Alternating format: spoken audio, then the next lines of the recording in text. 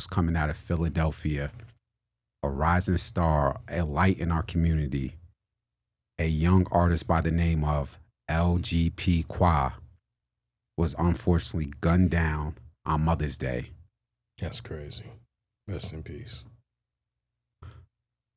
Real name Quadir Johnson was pretty much in a certain section of Philadelphia, and the context was, as of right now, for what we know, it was an attempted robbery, and pretty much he lost his life in broad daylight for some chains. That's at least what we're being told. With that context I'm providing, I got something I want to say about it. Go ahead, please. But I also want to get your input before I ramble on. When I told you about this, because we constantly talk about what's going on in our community on this podcast and the ills of what we see. What are your thoughts on somebody like LGP Qua losing his life this tragically? I think it's just sad, man. I mean, it's, and me being older, I value life and waking up every day, even more. So just to see this happen to him is crazy. It's insane. I think it's sad. I mean, this kid was, how old was he again? Just turned 30. Just turned 30. He didn't even reach 40 years old. No. So he didn't even get to share, experience life maybe the way he should have, and then on the second half of it, if you're blessed to reach that, and his life was taken by at the hands of somebody else that probably had no right to do, and it was over stupidity and ignorance once again. It was over, I think they tried to take his chain, right? Yeah, either tried or did, whatever. Whatever, but even if they did, I mean, what are you going to get from that? You know what I'm saying? So I just think at this point, I don't know how many times this has to keep happening. And I'm not going to try to bring a race thing. In other neighborhoods with people that don't look like us, I don't see this happening. So not to this effect. No. So, I mean, it's just sad, and I don't know too many words I have to say. I mean, the story tells within itself. And sadly, we've seen this one too many times, specifically in the past few years. Please go ahead. So I want to touch on it from multiple angles. So, any loss of life in this manner is sad and tragic. Again, I'm not just talking about it because he's a rapper and successful or a celebrity. We talked about innocent kids getting hit in the park and so forth. My issue with this is not just him being a rapper, but it was the message, the positive message Qua always preached in his music. His moniker was Voice of the Youth. Every single freestyle LGP Qua put out, he was talking about anti-violence. So to see him tragically lose his life like this, I'm just like, at what point do the streets get it? We keep hearing, oh, there's no code no more, and it's the Wild Wild West. And I hear some of y'all, but at what point does it click in our heads? What are we doing out here as a community, as a whole? Now, they didn't release who did it. I don't know if they caught the people or not. But as somebody said, I think Gilly the King, who said, you guys, you could run for so long, but you're going to get caught behind this. And then when you get caught in the Commonwealth of Pennsylvania, they're going to give you 1,000 years. Facts. So you did all of that for some chains that you can't sell. That's one aspect. You're going to get caught, and you did that for what? That's the first aspect. The second aspect is getting back to seeing these young kids violently taking lives of people who are supposed to be lights in our community. Yeah. As I said before, it's not just because he's a rapper. We done seen kids. We done seen old ladies. We done seen preachers get knocked over the head. And I'm just like, I don't know. I'm dumbfounded. It's kind of hard to properly put in words because me and you grew up in a time period. And you were a couple years older than me. Yeah. So I'm a sidebar a little bit, then I'm going to reel it back in. I played community college basketball, nothing special. I was a bench player. When I went off to community college, the people in my community saw me as a light, meaning, he actually tried to do something positive. I never forget there was a situation where there was a group of my peers smoking weed, and they said, don't pass him the weed because that kid is going to college. Yeah. The message I'm saying is they wanted to protect me because they saw something. They saw a light. They said, I don't care you ain't going to some fancy university. I don't care if it's just community college. Because you're trying to do something positive, keep the weed out of his hand. We've seen this many times in our community. The star basketball player, the star athletes protected. And the same thing with the artists and whoever else is doing something positive. The streets used to protect those people. Now we don't see that. Do you have, you growing up in the area that you grew up in, do you have some similar experience of seeing street dudes saying, yo, that kid right there, leave him out of it? Yeah. I just, you just kind of didn't involve them. I mean, Stephen A. Smith has talked about this. Shannon Sharp talked about this. Dion talked about it. Michael Irvin talked about it. Like, you just don't, like, if certain kids are going a certain direction, you don't even try to bring them nowhere near that. You like make sure that they don't go anywhere near that situation. So you make sure that you kind of support whatever they're going positive towards, not trying to wheel them back in or put them in any type of situation like that. So I just, I don't understand this, man. It's just like, not to bring this up, but with P&B Rock, how sad that story was when we found out. The father gave the kid the gun. The stepfather, and told him to go do it. Why in the hell would you tell him to do something like told that? a 17-year-old, because that's the culture and the lifestyle they were living out in Cali. It's just ignorance and stupidity. And the sad part about it is, because I'm not trying to defer the situation, the one thing that was being said most about that was, well, did you go to that Roscoe's? Why would you go to that Roscoe's? Really? Are we at this stage in life? That's what we're saying? Yeah, that's the, even with this, oh, he should have knew better to wear chains in the hood. It's not about wearing chains in the hood. If I work hard for something and I'm being positive and I'm not, that kid wasn't bragging on social media. He was never holding no money phones up and saying, look at my jewelry. But just in general, if I'm doing something positive in my life, I shouldn't be able to be scared to enjoy it. I shouldn't have to walk outside with a dirty t-shirt so my community won't kill me. Yeah. Like, that's crazy. Yeah. Oh, don't tell nobody you got a new job. I got to be scared to tell people I got a new job? Oh, don't tell nobody you brought a new pair of sneakers. Yeah. Oh, don't tell nobody you found a new food spot because they're going to hate on you. Like, what is it with this culture where you can't do nothing positive? Facts. It's sort of like, and I hate to say this, the older I'm getting, I don't want to sound conservative because I'm getting older. But it's like, now I see why when certain athletes and celebrities make it, they don't want to help out. No. Look at what happened to Nipsey Hussle. Now, I know people will say, well, Deshaun, you got to realize he was halfway in the streets. And I'll say the same thing. For everybody that uses that excuse, well, he was halfway in the streets and he should have knew better. What other quote unquote gang member was doing what he was doing? Right. Outside of Snoop. Snoop is probably the only one that's putting on for the city like that. Yeah. So when you take somebody out who's a light in the community, what do you replace it with? Darkness? Yep. When you take a light out in your community, you're just leaving darkness if you have no thought process to replace it with. So with this kid, his whole thing was, I want to tell the youth something positive with my music. I even remember he had some type of endorsement deal like a year or two ago, and he said he wanted to use that money to do something positive in his community. This was a young kid, whether it was him preaching about positivity, whether it's him being anti-violence with his music, or whether it was him using the money from the record labels to actually do something. All he wanted to do was be a light for Philadelphia. Right. And y'all turn that kid light out for what? For no reason. No. And both lives are destroyed. So let me tell you what's going to happen. Like you said, they're all going to get years. You can't bring this kid back. I don't even know does he have kids? They didn't get that far. I don't know. Well, let's just say this. His mother's affected. His family's affected. Like his mother and father. I don't know the whole relationship with that. Now these kids, they're going to get caught, because they will get caught, like you said. They're affected. They're going to do time, probably the rest of their lives in jail. Their families are going to be affected as far as their mother. And it's like Wallow will be saying all the time. He's like, your family going to do that bid with you. So now at this stage, you're going to be doing a lot of time. You're going to probably die in jail. You're going to put a lot of stress on your family, the people that have put time and effort into you getting this far in life.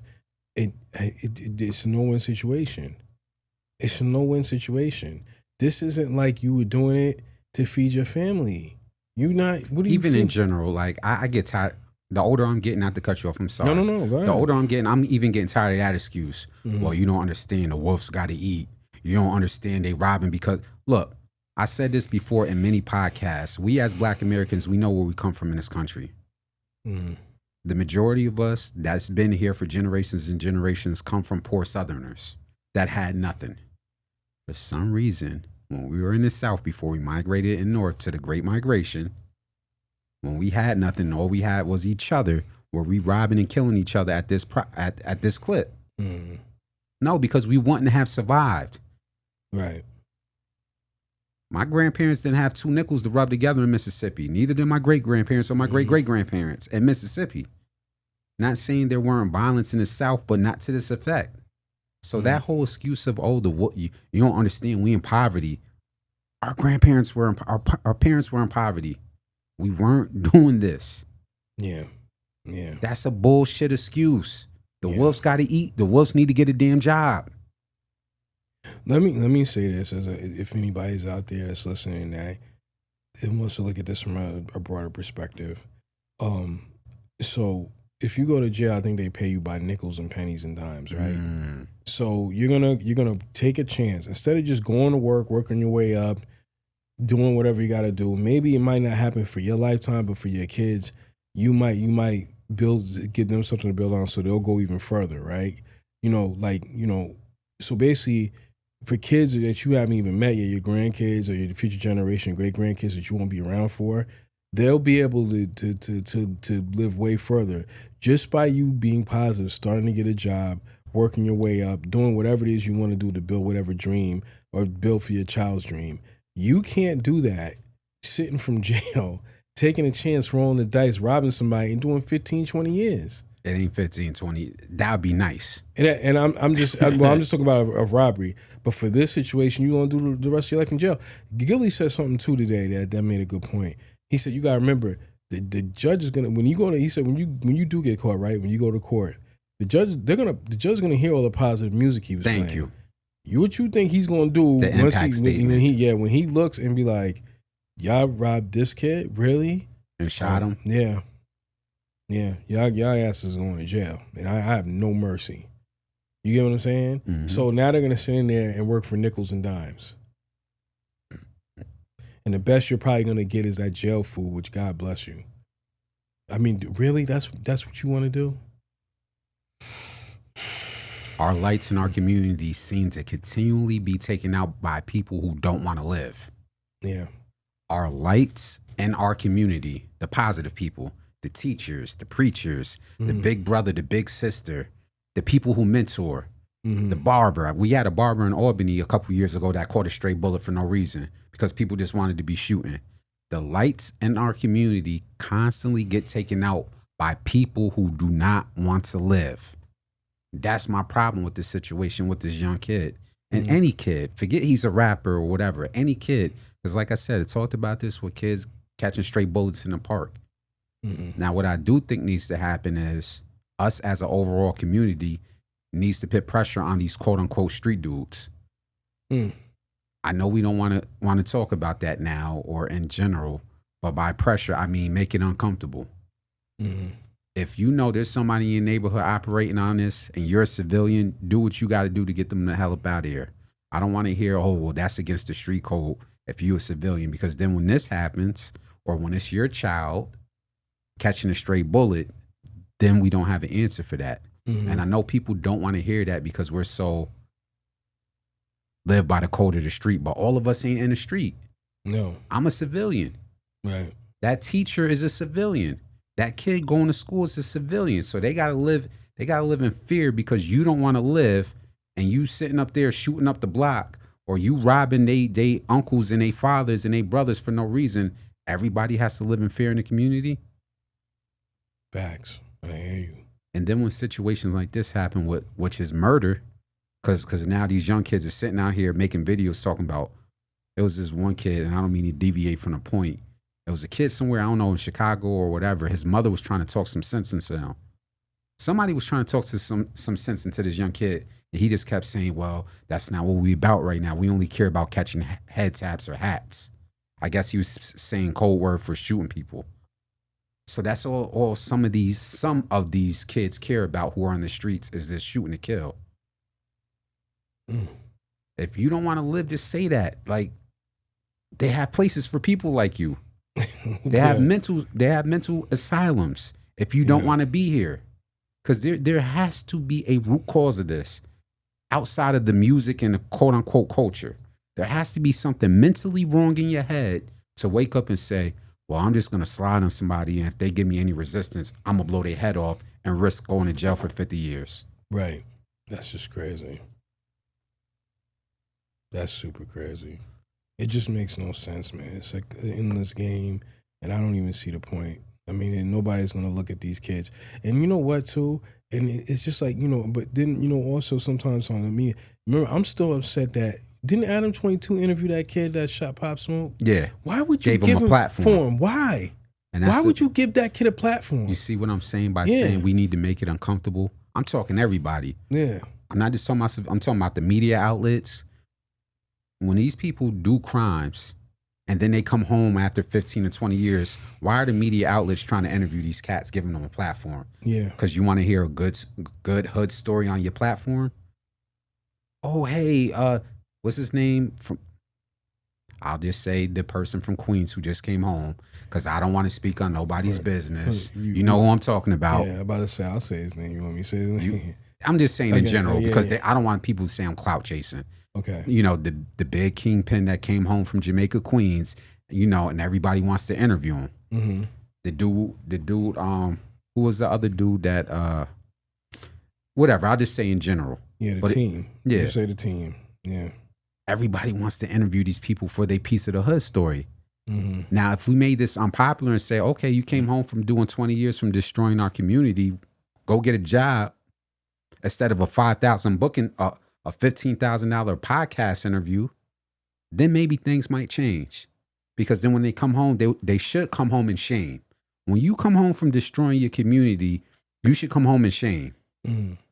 I'm not saying you weren't young and I'm about to say, it was. I get it. Yeah. I'm being very nuanced. Right, no, I get it. I understand you're young. I understand what the 80s were. Yeah. But I'm making a difference between selling a little dope and then running a ring where people are dropping like flies and you committing murders and stuff like that. When these cats come home, you should be trying to redeem yourself to the community. That you took their parents' lives, their grandparents, their innocent children that maybe caught an overdose and so forth. The first thing on your head shouldn't be who podcast I could get on or who club I could get booked at to make $20,000. Because that's all I see what's happening. Even one old boy that is big Larry Hoover. Yeah. With all of them. Right. The first thing they come home and do is try to get a bag, and I get it, get your money, but we as a community, we need to turn the lights off on that. Yeah. Because that's what these kids see. They think, like Rico said and paid them for, oh, when I come home, I'm still going to be the king. And he was. Yeah, he came home and what happened? Yeah, they was all trying to get with him and do interviews and all that. Well, not just the interviews. He came home thinking like he was still living like that because the police said when he died, he was dipping and dabbling. Really? According to them. Maybe it's true, maybe it's not. Mm-hmm. But these young kids think that when they get caught and they do their 10 years or even 20 years, that they're going to come home and get some clout. And I'm saying as a community, we have to stop that. Yeah. As much as I'm trying to build this platform, if somebody came to me and say, yo, I'm Kingpin such and such, I'm about to give you an exclusive interview. It's going to give you 100,000 views. I don't care about it. Mm-hmm. You know why I don't care about it? Because my 9-year-old son just found my YouTube channel. My 9-year-old son just so if my 9-year-old son found my YouTube channel, then he's tuned into the messages I'm putting out in the universe. So how badly do I really want to go viral because I'm interviewing a drug kingpin? Mm-hmm. Knowing when there's somebody more impressionable that can find this information. In hip hop, they say the mic is deadly in the right hand. The same thing in the media. Yep. We have the power to influence. We have the power to educate on these platforms. And I really think, not to deviate or try to sound like I'm all over the place with this topic, but we need to start kind of owning that. So I know I said a lot around this situation, but I wanted to cover it from all angles. The kids that's growing up in this life, doing this, thinking they're going to get some clout.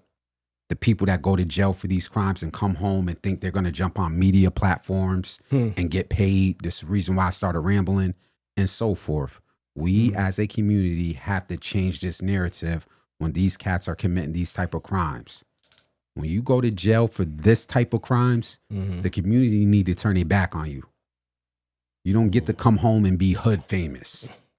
That's the point of me rambling on about this. You don't get to come home and get clout off of taking somebody's life like what happened with Pop Smoke. As far as I'm concerned, you should go to prison and disappear. But that's just me. Yeah. I don't even know how them kids even home, man. That's insane. Rest in peace to LGP Qua. I want to say his full name. Pardon me. Rest in peace to Quadair Johnson. Condolences to his family and his close friends.